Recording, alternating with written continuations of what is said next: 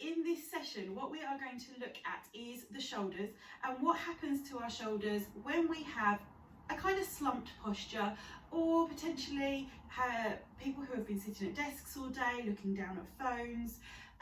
Pretty much the majority of people anyway. These are the people that I'm seeing in practice all the time.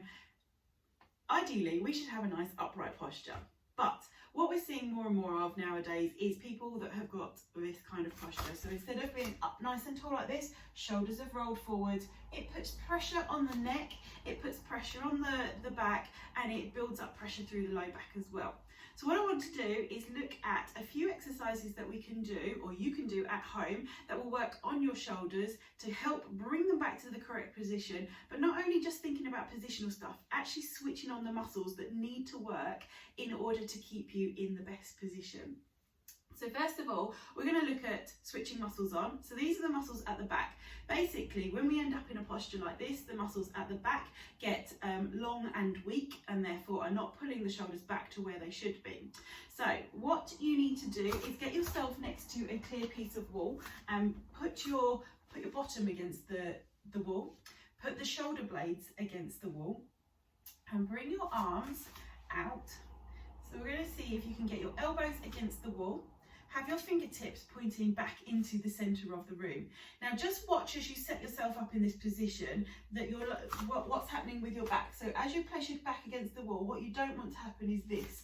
So we don't want to end up doing this to get the arms against the wall. Keep this drawn in, keep your bottom tucked under, so you're keeping a nice upright spine. Okay, so from here, elbows level with your shoulders, and think about lengthening all the way up through your neck. And all you're going to do is just bring both hands to see if you can bring the backs of your hands up towards the wall behind you, and then roll the hands back down again. Good. Just keeping the fingers facing forwards to start off with, watching as you bring your arms down that the elbows don't start dropping down, because that's really easy for them to do that. So just work on rotating the shoulders and placing the hands back. Now there's a couple of things that can go on when this happens. First thing is, if your shoulders are really tight, as you take your hands back, what might happen is you might start to push your chest forward.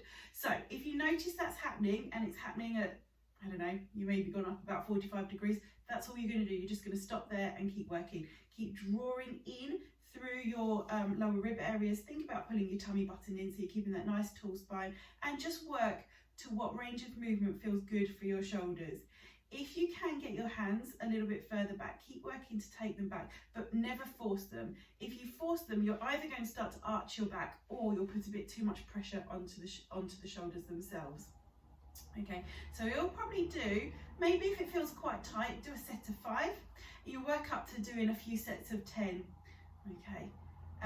One of the other things to watch out for doing this is that you don't end up bringing your shoulders up. So especially as the shoulders get tired, watch you don't start to raise the shoulders up at the same time.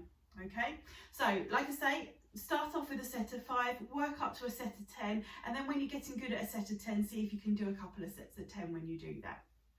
There is a progression.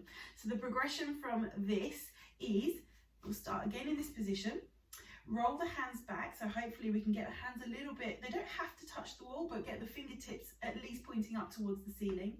Now for this one, the exercise is going to look like this. So we're going to draw the shoulder blades down into your side, elbows flow down the wall in towards your side, and then release back up again, back to that start position.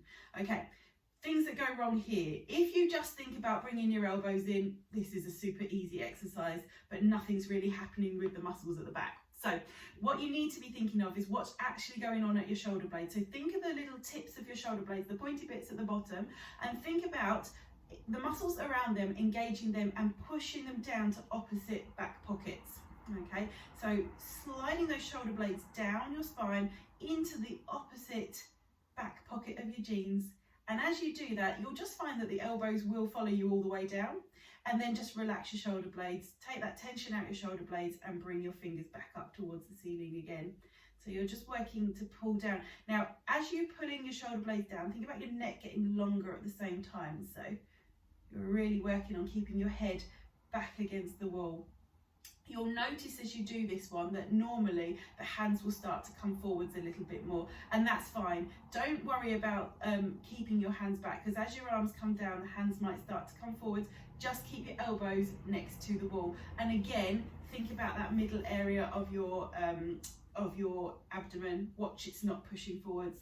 Keep it nice and flat, well, back against the wall. There should be a little bit of a gap between your back and the wall, but not a massive huge gap. So again, you're going to do a set of 5 and work up to a set of 10, and then a couple of sets of 10 of those. Good. And I suggest in between your sets of 10, you'll start to roll your shoulders around and just shake it out a little bit.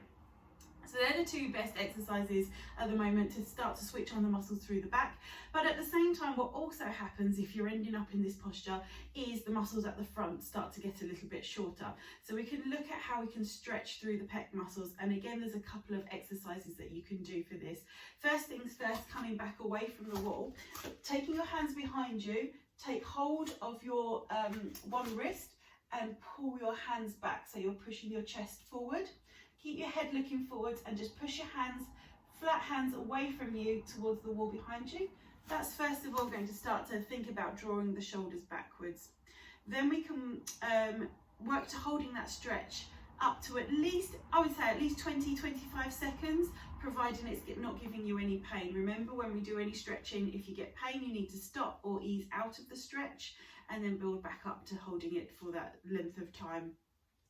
Now we can work with each of the shoulders individually as well to get into a deeper stretch. And again, this one we're going to need the wall for. So if you put the arm you're going to use closest to the wall, and keep your arm down first of all, put your hand, so flat as my hand is going against the wall. I'm standing relatively close to the wall, and from here, push my fingers as far back as I can, and then start to twist your spine away. So opposite arm's probably leading and just starting to twist your way. You'll start to feel that stretch come through those pectoral muscles there.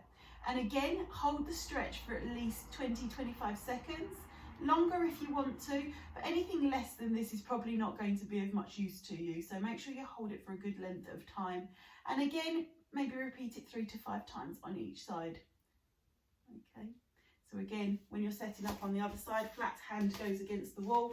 Take your fingers as far back as you can. The rest of you is facing parallel, and you're going to twist it away from the wall to feel that stretch. Good. And again, like I say, hold it for 20-25 seconds. When you get comfortable with that stretch, we can take it a little bit deeper into the pectorals. So for this one, you're going to come back into that right angle position. You're not going to be able to see so easy from that position here, so I'll show you here. My arm is going to be up at right angles here. My hand again is going to go onto the wall. This time, so I've got my right hand onto the wall, so my right leg is going to take a step forward. Okay.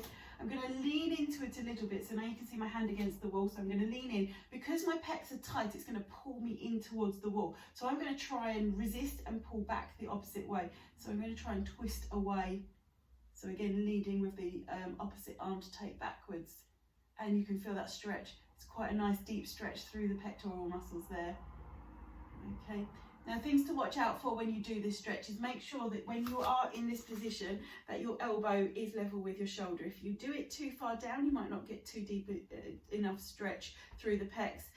Equally, if you take it up a little bit too high, again, it's not the best angle for getting the most stretch through there. So you want elbow same height as your shoulder. If you experience any pain, pins and needles, tingling, anything like that when you do this exercise, obviously stop. Any tingling or pins and needles, maybe you will need to ask some advice on what's going on with that. So please get in touch if anything like that is happening for you. But like I've said, hold your stretches for at least 20-25 seconds. Do a nice slow count to 20 to 25 seconds.